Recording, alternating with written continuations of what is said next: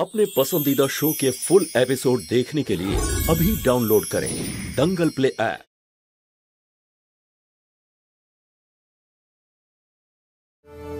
Madam, কাজ হয়ে গেছে।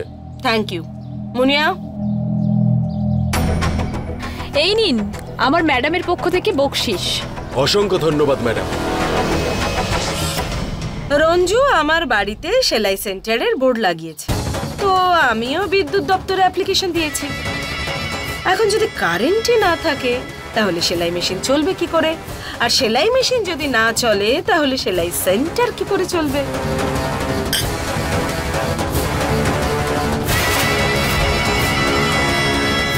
সেলাই সেন্টারের বোর্ড দেখে ওই মার মেয়ে তো একেবারে জ্বলে উঠেছে। অনেক আদর, খুব ভালো লেগেছে আমার। ঠাম্মা, এবার এই বোর্ডটা দেখে না কাস্টমার সোজা মায়ের সেলাই সেন্টারে চলে যাবে, আর মার বিজনেসও বেড়ে যাবে। আর তোমার এই এক ঢিলে দুই পাখি মারার প্ল্যানটা না দারুণ ছিল। ঠিক বলেছিস ঠাম্মা, এবার আমাদের সব সমস্যা দূর হয়ে যাবে, তাই না? হ্যাঁ হ্যাঁ, আমি বলছি তো, ললিতা নিবাসের পেছন দিকে যে জায়গাটা, ওখানে ইলেকট্রিকের লাইনটাই কেটে দিয়েছে, আর আমাকে কোনো নোটিশও পাঠায়নি। না না, আমরা সেভাবে কিছু ব্যবহারই করিনি। না না না, ইলেকট্রিক বিলও দিয়ে দিয়েছি। আপনি একটু সাহায্য করুন না, আমাদের সব কাজ আটকে রয়েছে। হ্যাঁ বৌমা, আলো কেটে দিয়েছে? হ্যাঁ মা, ওরা বলছে যে বিজনেসের জন্য আলাদা মিটার বসাতে হবে। লাইট ছিল না বলে আজকে সেলাই সেন্টার তাড়াতাড়ি বন্ধ করে দিলাম। এখন কি হবে? আপনি চিন্তা করবেন না তো মা, আমি কোনো না কোনো ব্যবস্থা ঠিক করব।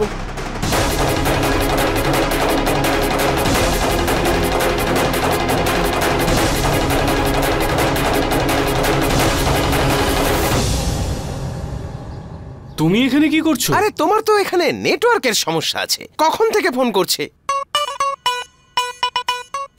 আরে আরে বাহ ভাগ্নে, সিঙ্গাড়া জিলিপি একাই খাবে না তোমার এই মামাকেও খাওয়াবে? হ্যাঁ, কোথা থেকে শুরু করি? হ্যাঁ, মুখটা মিষ্টি করে নে। বাহ, অসাধারণ, দারুণ। আরে বসো বসো, তোমরা বসো। আরে বসো তোমরা।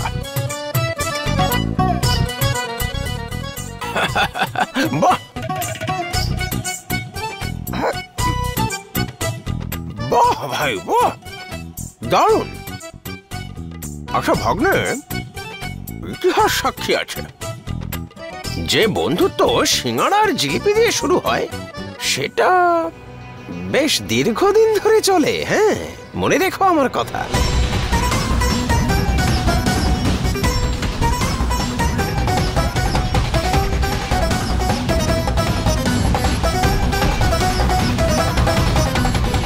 মামা, ভাগ্নে, একটা কথা বলবো, ইম্পর্টেন্ট কথা। তোমাদের দুজনের জুটি একেবারে দারুণ হবে। হ্যাঁ, কি কথা বলছো তুমি মামা? শালু এখানে শুধু আমার সঙ্গে কাজ করে, আর তুমি এসব কি কথা বলছো? না না, আমি তো তোমার প্রোগ্রেস দেখতে এসেছিলাম। তুমি বোধহয় ভুলে যাচ্ছ, এই বিল্ডার্সের সাথে তোমার আমি পরিচয় করিয়েছিলাম। ঠিক আছে, তুমি বিল্ডারের সঙ্গে কথা বলে জেনে নাও আমি কাজ কেমন করছি। আর এটা মনে রাখো তুমি যে আমি তোমার নাম মাটিতে মেশাবো না। এমনিতেও আমার কাজ করার পদ্ধতি একেবারে আলাদা। ভাগ্নে, তোমার কাজ নিয়ে কোনো সন্দেহ নেই আমার। হ্যাঁ, আসলে কি বলতো, তুমি ওই ইমোশনাল বেশি হও, ওটাই তোমার সমস্যা। আচ্ছা মা, কি জানো তো, আমার এই যে ভাগ্নে আছে না, ভাগ্নে এর বুদ্ধি সহ্য একদম নেই। এই যে দেখো, এখনো পর্যন্ত বিয়ে করার জন্য প্রস্তুত নয়। আর সত্যি বলতে কি, অনেকে মেয়েও দেখতে চাইছে না। 200-র চেয়ে বেশি মেয়ের ছবি দেখিয়েছি ওকে। কে যা বলছি সব ঠিক বলছে তো? আসলে কি জানো তো, বিষয়টা হলো, সব মা বাবারই একটা স্বপ্ন থাকে, বাড়িতে বৌমা আসবে, সংসারটা আরো বড় হবে, উঠোনে নাতি নাতনিরা খেলবে। অথচ এই মহাশয় বুঝতেই চাইছে না। আমার মনে হচ্ছে তুমি বোঝালেও মানবে। হ্যাঁ, বাবা ভোলানাথের ইচ্ছেতে। ও আর একটা জিলিপি থেকে গেছে। হ্যাঁ, তোমাদের সাথে কথা বলতে বলতে বুঝতেই পারিনি যে কখন শেষ হয়ে গেছে। আমিও কত কথা বলি বলতো। এখন আমি যাই।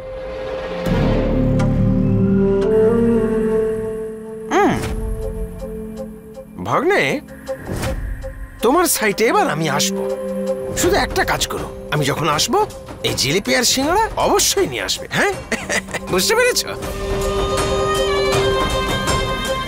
আর মা, তুমি কি বুঝলে?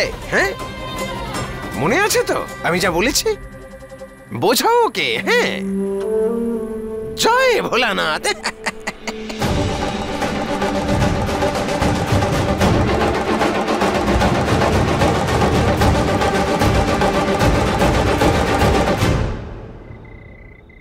তারপর ওই পরী ওই লোভী রাজাকে বর দিল যে সেই রাজা যে জিনিসে হাত দেবে সেটা সোনা হয়ে যাবে।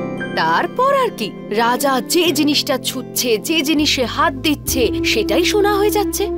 একদিন সেই রাজা ভুল করে তার নিজের মেয়েকেই ছুঁয়ে ফেললো। তারপর কি হলো? তারপর আর কি হবে রে মা, ওনার নিজের মেয়েই সোনার হয়ে গেল। রাজা খুব কাঁদলো, খুব কষ্ট পেল। তারপরও বুঝতে পারলো যে অতি লোভ করা ভালো না।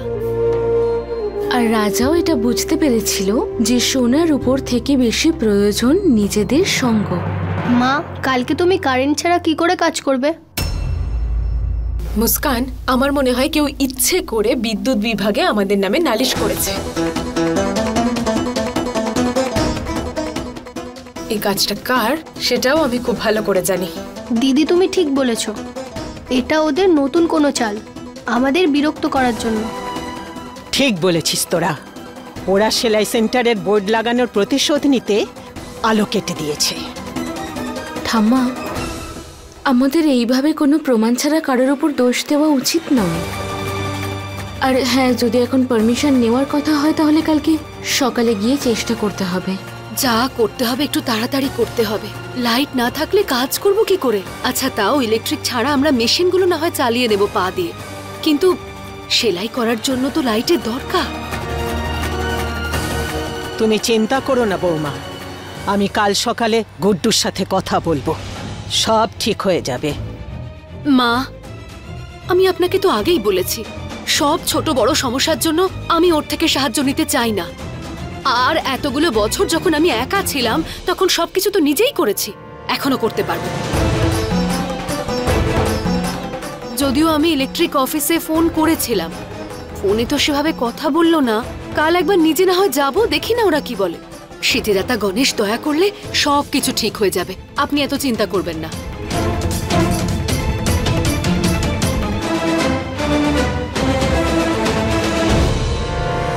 ইলেকট্রিসিটি ডিপার্টমেন্ট তেমনই করবে যেমনটা আমি বলব। এখন রঞ্জু আর ওর মেয়েরা যত চেষ্টাই করুক না কেন, ওদের সেন্টারে আলো আর কখনোই জ্বলবে না। আর তোরা এই ব্যাপারটা খুব ভালো করে নজর রাখবি, কোনোভাবেই যেন ওই সেন্টারে ইলেকট্রিকের কানেকশন না পায়। ওকে? ডোন্ট ওয়ারি মা, আমরা খেয়াল রাখবো। তাছাড়া আজকাল আমরা ওই পালোয়ান বুলবুলের উপর নজর রাখছি, কারণ আমাদের এবারের টার্গেট ও। আচ্ছা, তোরা খোঁজ নিয়েছিস ও এখন ঠিক কি করছে? মা, ও আজকাল স্কুলের বাচ্চাদেরকে না পালোয়ানির টেকনিক শেখাচ্ছে। এই কাজের জন্য অল্প কিছু টাকাও পাচ্ছে। অ্যাকচুয়ালি মা, শালু, রঞ্জু এরা সবাই নিজেদের কাছে ব্যস্ত। যদি এদেরকে ভাঙতে হয় না, তাহলে এদের সোর্স অফ ইনকাম ভাঙতে হবে। সবার আগে ওই বুলবুলকেই টার্গেট কর তোরা। প্রথমে এমন কিছু বাচ্চাদের রেডি কর যারা ওর আন্ডারে ট্রেনিং নিতে রাজি হবে, আর তারা আমাদের কথা মতোই চলবে। খুব শখ ওর না সবাইকে তুলে আছাড় দেওয়ার। এইবার তো ওকে আমি তুলে আছাড় মারব।